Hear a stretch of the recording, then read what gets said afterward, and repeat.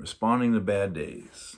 I just want to let you guys know, man, sometimes bad days are just going to happen. Like, no matter what you do, no matter how hard you try, no matter how good you prepare, bad days are going to happen. I used to believe that if I just do everything perfect, if I always respond rather than react, every day is going to be great. Bad days won't exist. But you know, like I know, sometimes like it's just a whole tornado of just junk seems to happen. It just seems like for whatever reason, like your phone just random, the alarm didn't go off for some odd reason, so you're late. There seemed to be a bunch of traffic as you're going. Matter of fact, you even had a flat tire and you had to like pump that up a little bit. You didn't have gas, whatever the case. There's always something. Then when you get to work, you're short-staffed. Your boss seems to be in a bad mood. You're tired and lethargic the whole day, and it's just, you get to the end of the day and you're just emotionally spent. You get home and then you find out some more bad news about another friend or family member, and it's just a big wave of just junk.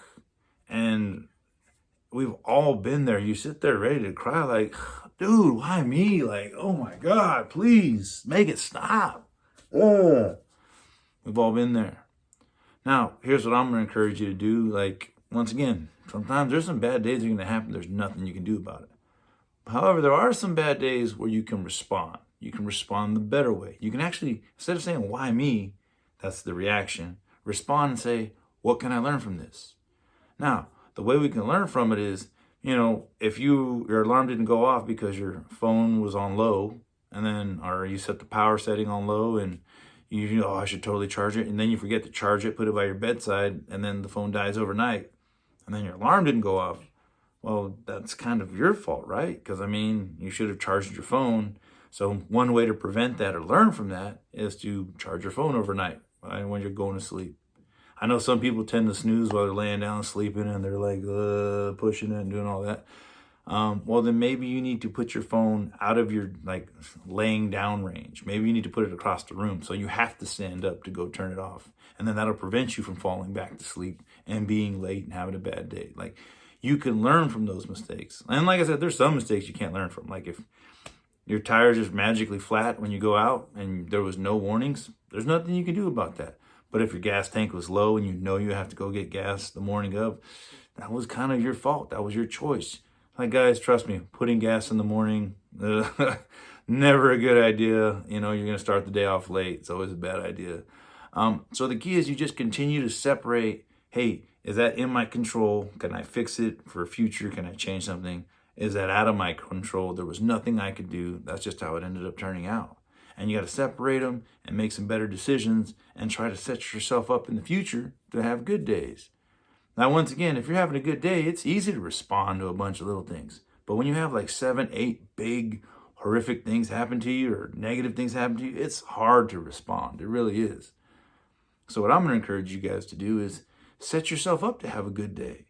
Like, set yourself up to, you know, I know some people, they take a shower in the morning, they feel great. It energizes them and gets them going. Do that. I know that for some people, when they stress out and they're rushing to work, it drains them and it stresses them out and makes them feel extra tired. Well, then maybe you need to get to work early. I've literally heard of people who have stories where if they leave for work at 7 a.m., they'll get there by 7:15. Okay, 15-minute drive, not bad. But if they leave at 7:15, they will struggle to make it to work by 8 o'clock. It's like, whoa, that 15-minute drive turns into a 45-minute drive if you leave 15 minutes later. Wouldn't that be worth leaving the house just a little bit earlier? Wouldn't that be worth waking up a little bit earlier and saving that 30 minutes? And the way I look at it is like, you're probably just going to play on your phone or watch TV anyways or get on social media. You can do that while you're at work or at school and get a few minutes to relax and catch your breath. Like, guys, you know, like there's a bunch of little things that you can do. Like if it takes you forever to set up your clothes, do it the night before. So that way, like, I feel like if you start your day off great, it makes it so much easier to respond to the little bad things that happen. Like if you just set yourself up and you do all these things right, then yeah, you know, okay, I need to go get gas, no big deal. It won't like break you emotionally.